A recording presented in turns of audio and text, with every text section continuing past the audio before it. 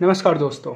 जैसे कि हमने पार्ट वन में बात की थी केमिकल रिएक्शन लिखने की और उनको बैलेंस करने का एक तरीका, ठीक है, जो कि हमारा आधा चैप्टर हम मान सकते हो गया। दूसरा जो पार्ट है इसका वो है टाइप्स ऑफ रिएक्शन, ठीक है।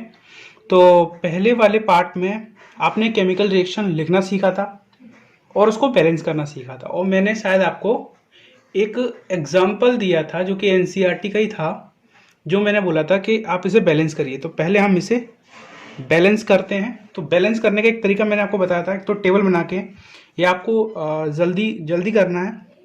तो इसके लिए आप देख सकते हैं ये हमारी RHS है, राइट हैंड साइड, और ये हमारी लेफ्ट हैंड साइड है, ठीक है।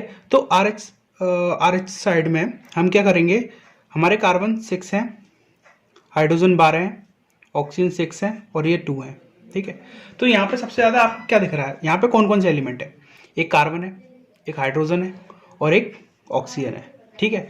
तो सबसे पहले हम बता चुके हैं, अभी तो बता रहा हूँ मैं दोबारा, कि यहाँ पर हाइड्रोजन कितने हैं, 12, ठीक है, और यहाँ हाइड्रोजन कितने हैं, 2, ठीक है। तो कैसे बैलेंस करें हम, ये 12 हैं। अब हमने बताया था लॉ ऑफ कंजर्वेशन, जिसमें क्या था, इधर जितने एटम हो उस एलिमेंट के उतने ही इधर होने चाहिए। तो यहाँ कितने हैं, 12, यहाँ कितने होने चाहिए, हो गए 12।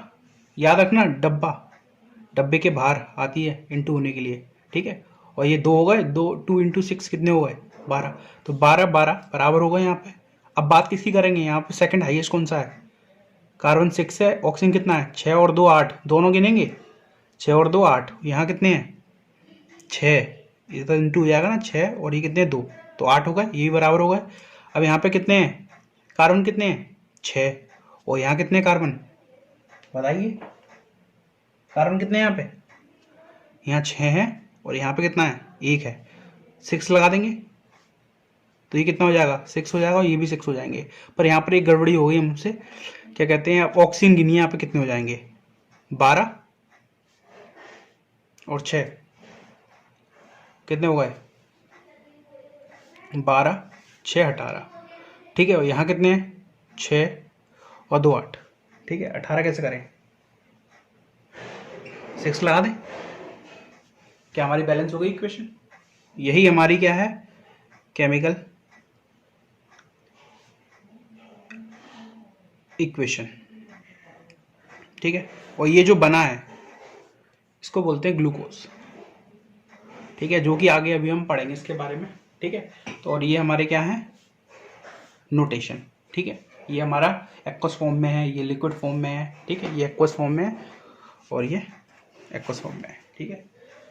तो आगे बढ़ते हैं हम टाइप ऑफ रिएक्शन पे, ठीक है। पहली रिएक्शन है वो हमारी है कॉम्बिनेशन रिएक्शन, ठीक है। इसकी डेफिनेशन अगर हम देखें तो व्हेन 2 और मोर एलिमेंट, और कंपाउंड भी हो सकता है, ठीक है, combine to one compound, one product, ठीक है। तो ऐसा जैसे कि डेफिनेशन पता चल रहा है, आपको एक एग्जांपल देता हूँ जिससे और क्लियर होगी बात। जैसे कि एनसीईआरटी का एग्जांपल है हमारा, CaO ले लिया हमने, ठीक है। तो इसकी H2O के संग रिएक्शन करा दी हमने, ठीक है। तो जैसे कि हमने CO लिया, इसकी H2O के संग रिएक्शन कराई, तो CaOH होल ट्वाइस 2 बन गया। तो यहाँ पे ये रिएक्टेंट है, ये भी रिएक्टेंट है, ठीक है। ये भी एक कंपाउंड है, ये भी कंपाउंड है, एक नया प्रोडक्ट बना, ठीक है। ये एक्वस फॉर्म में है, ठीक है। ये जरूर लिख लें पहले, लिक्विड जो अभी तक सीखा है ये सॉलिड है, ठीक है। तो ये बैलेंस है, देखिए, ये है एक Ca है, 2 ये है, 2 ये है, ऑक्सीजन 2 है और ये भी 2 है, बैलेंस है, ठीक है। इसको बोलते हैं हम, ये याद कर लेना, बहुत ही इंपॉर्टेंट है, क्विक लाइम ये बहुत इंपॉर्टेंट है, ये CO इसको बोलते हैं क्विक लाइन, ठीक है। इसके संग H2 रिएक्ट करता है तो क्या बनता है, ये आपको लर्न करना है, ठीक है, बहुत ज़रूरी है ये रिएक्शन, ठीक है। और भी हमारे पास हैं। इससे पहले मैं आपको एक बात और बताना चाहूँगा कि जैसे कि हमारे पास ये प्रोडक्ट बनता है तो ये CaOH होल ट्वाइस ये दोबारा रिएक्ट करता है, ये एक्वस फॉर्म में है, ये जरूर लिखिए। प्लस अगर ये CO2 से रिएक्ट हो जाए तो ये बनाता है CaCO3 सॉलिड फॉर्म में प्लस H2O, ठीक है। ये हमारा क्या है भाई, ये हमारा कैल्शियम कार्बोनेट, ठीक है। जैसे कि आपने देखा होगा जब आपके घर पे दीपावली को पुताई वगैरह होती है तो उस समय क्या है, उससे पहले पुट्टी होती है, यानी क्या होता है, तो उस समय हमारे पास यही काम हो रहा होता है। हमारे पास सबसे पहले ये क्विकलेम होता है जो कि पाउडर होता है, आपने देखा होगा घरों में, उसमें हम पानी मिलाते हैं जिससे हीट निकलती है, इधर हीट भी निकलती है, ठीक है।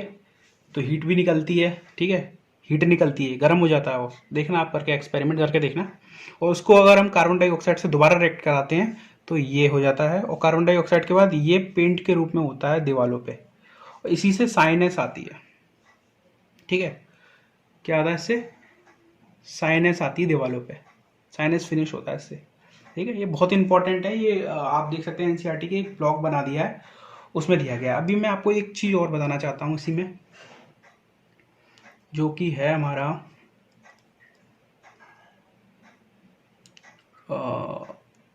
यस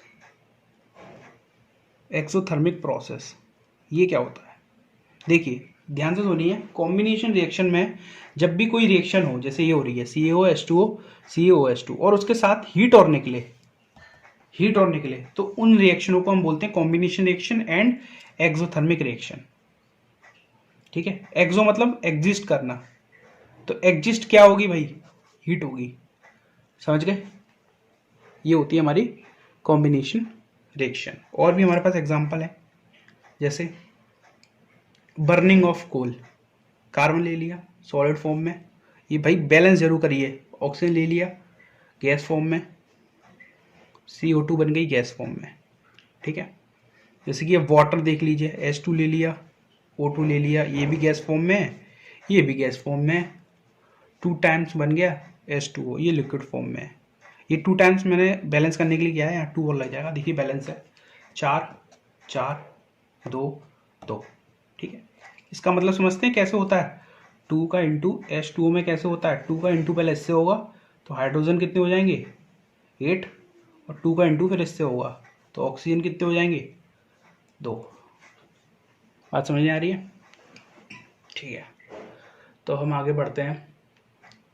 अब सबसे पहले जैसे कि आपने देखा होगा एक बहुत ही अच्छा एग्जाम्पल है जो कि मैं इधर से लेना चाहता हूँ, ठीक है। ये हमने बनाया था, इसकी रिवर्स कर दूं रिएक्शन, उल्टी लिखना चाहूँ, मतलब इससे ये बने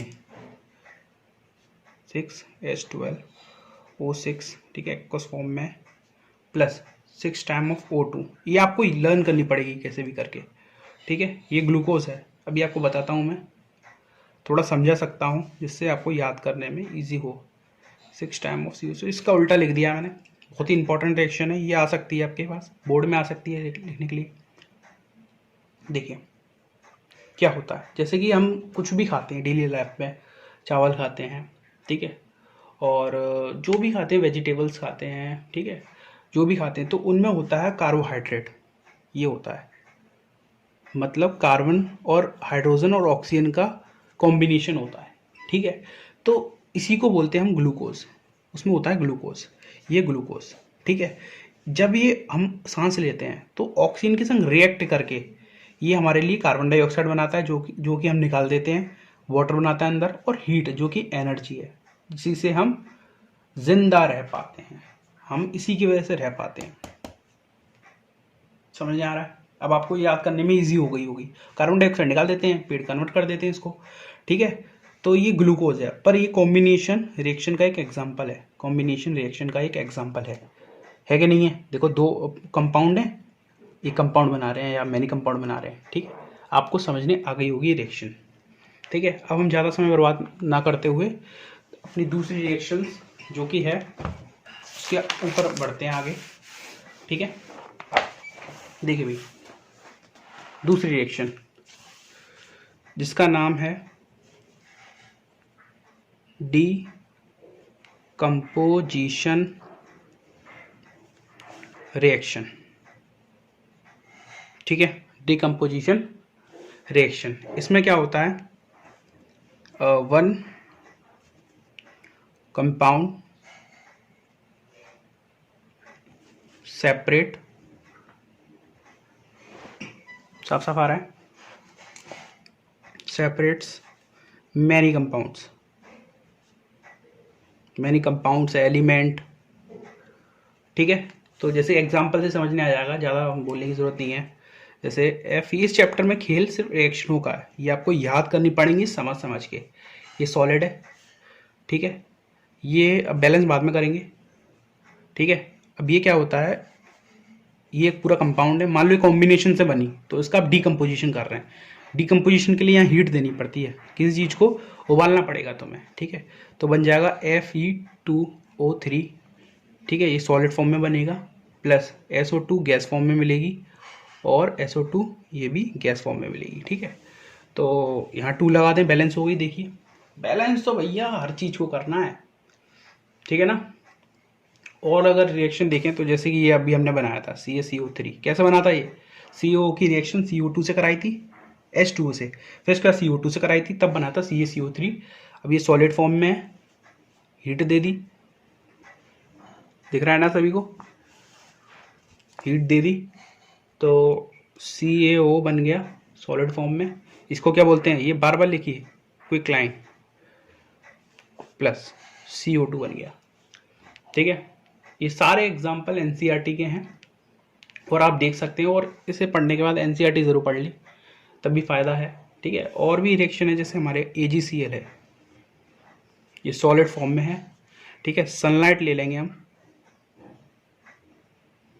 ठीक है, तो ये क्या नाम है, Ag अलग हो जाएगा, ये एलिमेंट में बदल गया, और Cl2 अलग हो गया, ठीक है। ये सनलाइट है, ठीक है, इसलिए हम क्या करते हैं, AgCl को धूप में नहीं रखते हैं, धूप में रखोगे तो इसका डिकम्पोजिशन हो जाएगा, बैलेंस नहीं है, बैलेंस करिए, 2 लगाइए, 2Ag हो गया, Ag हो गया, 2Cl होगा, Cl2 होगा, ठीक है। उसके बाद ऐसी 2 times of AgBr solid form में होता है, ठीक है। क्वेश्चन भी आता है बोर्ड में इसका कि क्यों नहीं रखते सनलाइट में, डिकम्पोजिशन हो जाता है, ठीक है। सनलाइट ले ली, ठीक है, और क्या बन गया, 2 times of Ag plus Br2, ठीक है। तो आज की वीडियो में इतना ही, और पार्ट 3 में हम लगभग पूरा चैप्टर फिनिश कर देंगे, और ऐसे ही पढ़ते रहिए।